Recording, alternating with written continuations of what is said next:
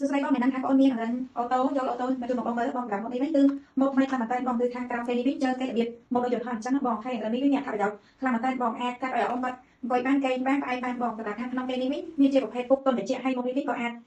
ដោះចេញបែបនេះដែរបងចង់ដោះឲ្យសាយដល់នៅបែបនេះក៏បានបងចង់បាត់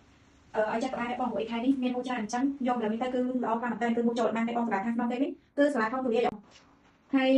ពុកនេះក៏យើងអាចដោះចេញបានដែរបងចង់យកពុកអីផ្សេងទៅដាក់ខាងក្នុងក៏បានតែពុកទេនេះក៏ទុនល្អដែរបងមានសារកបាត់ការពេហើយមានកូនខ្នៃមួយបងមានរបស់មើលជួបបែបនេះណាបងហើយមុខងារទេគឺល្អខ្លាំងមែនតើបងនៅលើម៉ាស៊ីនក៏មានប្រើពេលបែបនេះក៏មានដែរបងនៅលើម៉ាស៊ីននេះចិត្តលើខេតបងមិនទៅពេលបងប្រើយើងត្រូវដោតដូចបែបនេះបន្ទាប់មកយើងចូលយកកងតាក់បើមានមុខងារច្រើនណាបងនិយាយទៅ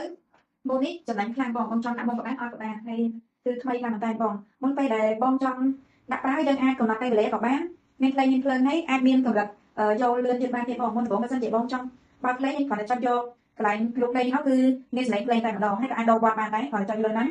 បន្ទាប់មកកម្រិតសម្លេងតិចខ្លាំងបងអាចចុចបន្ថយលើបានចង់ខ្លាំងចង់តិចចឹងណាបង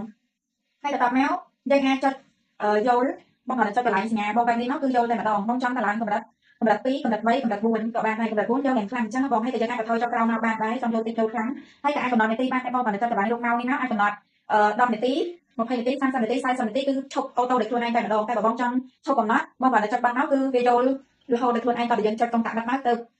វាបាត់ចឹងណាបងចាហើយនេះសម្រាប់ប្រើលើតេឡេក៏បានដែរបងងាយស្រួលយើងអង្គុយឆ្ងាយអីបើចង់ដល់ចុចក៏បានដែរបងគ្រាន់តែចុចកុំតាក់បើកមក